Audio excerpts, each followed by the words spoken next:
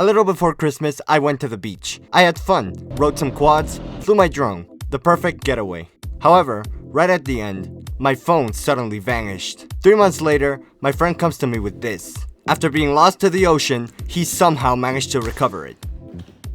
That's right, this phone was completely submerged in salt water for 3 months. And since we somehow managed to recover it, and I also happen to have this broken iPhone 8 with me, I think it will be really interesting to see what 3 months of saltwater corrosion does to a phone by opening both of these up and just comparing their insides.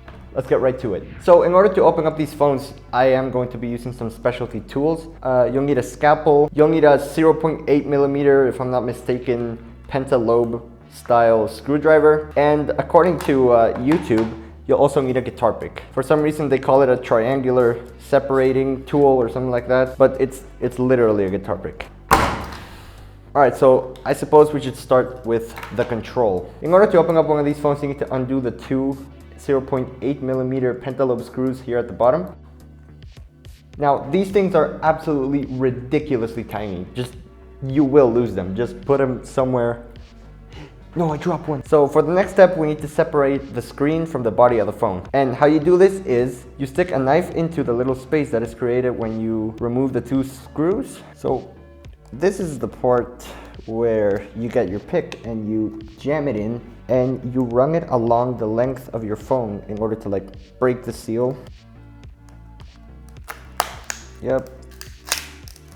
See, that's the glue they use. It's nasty. Now, for the exception of the screen, this is pretty much an intact iPhone. Everything looks clean except for, you know, haptic engine that has a giant scratch in it. I don't know if I did that right now or if it just had that somehow. It's honestly kind of amazing to see all this stuff right here in person in front of you. However, I think it's gonna be more amazing when we open up this disgusting, smelly, corroded 3-month underwater iPhone 8. Now it's time for this piece of garbage. The phone went down with the case, obviously, right? And this thing is crusty, it's nasty. It literally smells like fish. Take apart the case. It's actually kind of hard to take apart because all the rubber is all hard. What even is that?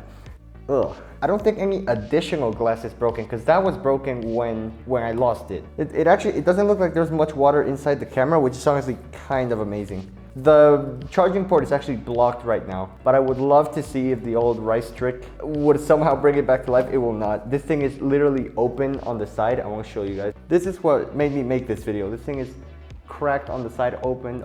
All the salt water in the world got in there. It's stuffed. Ugh. Let's open it up.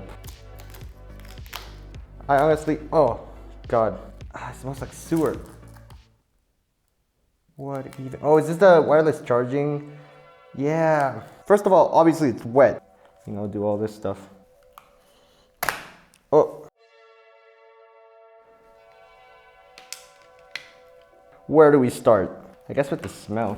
It doesn't actually smell like fish in here. It just smells poisonous, like something leaked. So this little diagram I have needs no explanation. We have the iPhone 8 that was damaged, but it wasn't, you know, it didn't go through this. To me, the most notable contrast between these two is just the amount of, I don't know what it is, sand, calcium, stuff that I shouldn't be touching. And honestly, to my surprise, the second most notable thing is actually corrosion. I would have expected that to be the first. It's actually a lot drier in here than I expected. I think most of the water or like liquid you see here is coming from something inside the phone. The most prominent thing is the smell. The smell of the ocean is completely overwritten by the reek of something leaking. Probably, most likely the battery. I don't think even rice will fix that.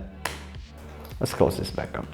Alright guys, I hope you enjoyed this quick little video. I know it's not as high quality as the videos I usually post, but the project I'm working on right now is taking a little longer than expected. So I want to get out a quick low effort video in order to keep you guys entertained and not waiting as long for my next big project to come out. If you want to watch the style of video that I usually do on this channel, make sure to click the link in the description where I've linked you to a playlist to the videos that I think best describe what my channel is. Stay tuned because the next video is going to be really interesting. I'm really excited for it. But until then, I'm Roger, and I'll see you next time.